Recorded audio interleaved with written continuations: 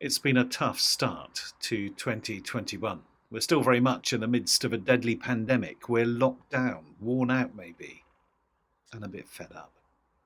And maybe in our darker moments, it can feel as if we're at a party that is nearing its end. And as at Cana in Galilee, the wine is finally running out. And like those in Cana, we may be experiencing something of that mixture of disappointment, weariness, and anxiety that's associated with running out of steam, running out of wine, or just running out. However, before we all get utterly depressed, turn off the lights and hide under our duvets, remember that the fact that the wine had run out in Cana in Galilee was the prelude to a miracle. Maybe Florence Welch is right that it's always darkest before the dawn. And maybe now is that low point that also becomes the turning point. You know, when you watch a great movie and there's a point in the narrative arc when things just cannot get any worse. And yet from that moment on, everything builds towards the happy ending. Maybe this is that point when fortunes begin to change and the tide begins to turn and things finally start to look up. This is the darkness before the dawn. This is the moment that the wine runs out. As Amanda Gorman put it so beautifully in her poem, The Hill We Climb. When day comes, we ask ourselves, where can we find light in this never-ending shade? The loss we carry, a sea we must wade. We've braved the belly of the beast. And yet, she says, the dawn is ours before we knew it. The dawn is ours before we knew it. But whether or not this is the turning point, whether things start to look up now or just seem to get worse before they get better, there are things we can learn from the story of Jesus at the wedding in Cana. In fact, I think there are three things that we can take from it. And the first is to pray. In the gospel reading, Mary notices what is happening and she brings her concerns to Jesus. It says, when the wine gave out, the mother of Jesus said to him, they have no wine. The most important thing that we can do is to pray. Praying, your prayers of intercession, your humble petitions change the world. And I think that at the start of this pandemic, we really knuckled down and we prayed. We prayed for scientists working to find a vaccine. We prayed for doctors and nurses caring for the sick. And we prayed for all those who were ill that they would get better. And now those prayers are needed more than ever. One of the things I like about the story of the wedding in Cana is that it would have been so easy for Mary to just give up. When Mary brings her concerns to Jesus, Jesus says, woman, what concern is that to you and to me? My hour has not yet come. But Mary is undeterred. We must not be discouraged. We need to keep praying. Pray that things will turn around and that we will beat this wretched disease. Pray that the dawn will come. Pray because your prayers change the world and help make the impossible possible. So when the wine has run out, the first thing to do is to pray. The second thing is to believe. By that, I mean that somehow we have to accept that God can make a difference. In the Old Testament, there's a wonderful story of Elijah and the widow of Zarephath.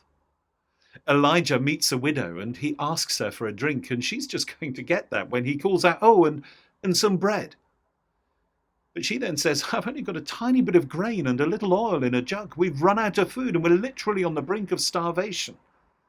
But Elijah says, bake me a cake with the oil and grain and then make something for you and for your son. And the oil and the grain will not run out.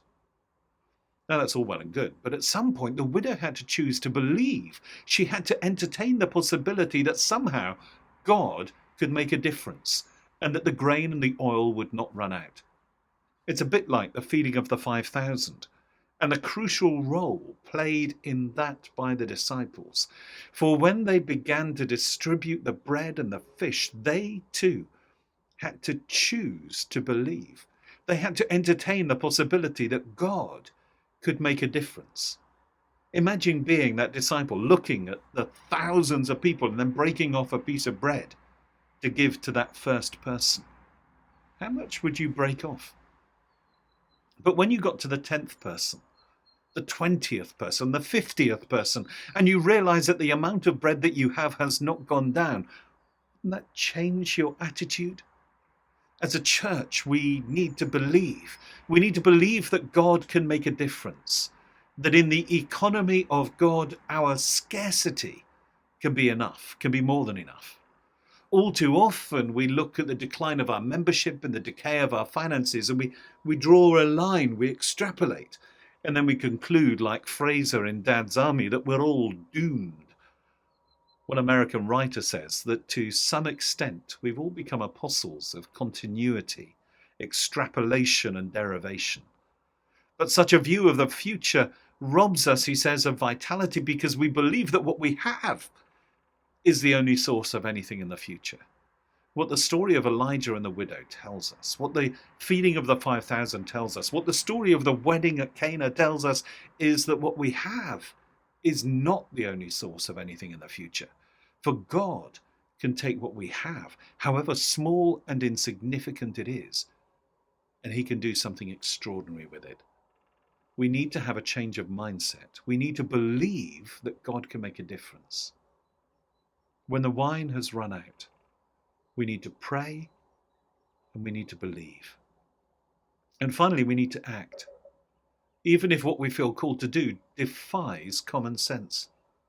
In writing about the connections between our present situation and that at the wedding in Cana, Anne Morrissey draws attention to the actions by others, especially the already weary servants who are required to draw gallons and gallons of water from the well in order to fill the jars. And she says, like the weary and drunken servants at the wedding celebration, we have to find a way of trusting the promise of a cascade of grace that will follow when we're prepared to do what Jesus tells us. And she asks, do we, like those at the wedding celebration in Cana, have the energy and willingness to do something quite different, to do something that will demand effort, but not effort in obvious directions? The last 10 or 11 months have seen many of us muster the energy and the willingness to do something quite different. Parents have become home educators. Many people have volunteered to deliver food parcels, to combat social isolation and loneliness, even to help vaccinate people against this disease. Vicar studies and dining rooms have become makeshift chapels as worship, Bible study and business meetings have all moved online. Churches and at least 3 cathedrals have become vaccination centres. All of us have had to adapt, and many of us have had to muster the energy and the willingness to do something quite different. And when all this is over, and we return to busyness as usual, then I wonder where that will leave us in terms of our vocation. Coming out of this, what does God want you to do with your life? And how do we discover the answer to that? The answer, I think, can be found in the story of the wedding at Cana. Mary says to the servants, do whatever he tells you. That is the key. As the party looks like it's drawing to its close, as the wine has run out, we need to listen to God, to hear what it is that he's calling us to do, and then we need to do whatever he tells us. When I was just 20 years old, I said to God, I will do whatever you want, as long as I know what it is. And at that point, my life took a very different course. Out went the plans to become a research scientist, and instead I began the process of selection and training and then ordination. But it didn't stop there. I didn't stop saying that prayer, offering myself to God just because I was ordained. I keep praying it. Even now, I will do whatever you want, as long as I know what it is. We all need to pray that prayer, to offer ourselves to God, to listen to his call, and to do whatever he tells us. When we look at how things are, it's all too easy to feel as if the party is coming to an end and that the wine has finally run out. But we need to remember that when the wine ran out at Cana, it was at that moment and not before. Not when the wine was running low, but when the wine had actually ran out, that God in Christ chose to act. Who knows what our almighty, generous, loving God has in store for us now? I don't know. But I know this. We need to pray, to get closer to God, to go deeper with God, to be inspired by his Spirit. We need to believe. We need to believe that God can make a difference. You know, it is true. God is able to do immeasurably more than all we can ask or imagine, according to his power that is at work among us. And we need to act. We need to offer ourselves to God afresh, to listen to him and to do whatever he tells us. And as we await the dawn, let's hold on to hope, because we know, as we survey the plight in which we find ourselves, we know that this is not how the story ends. God bless you.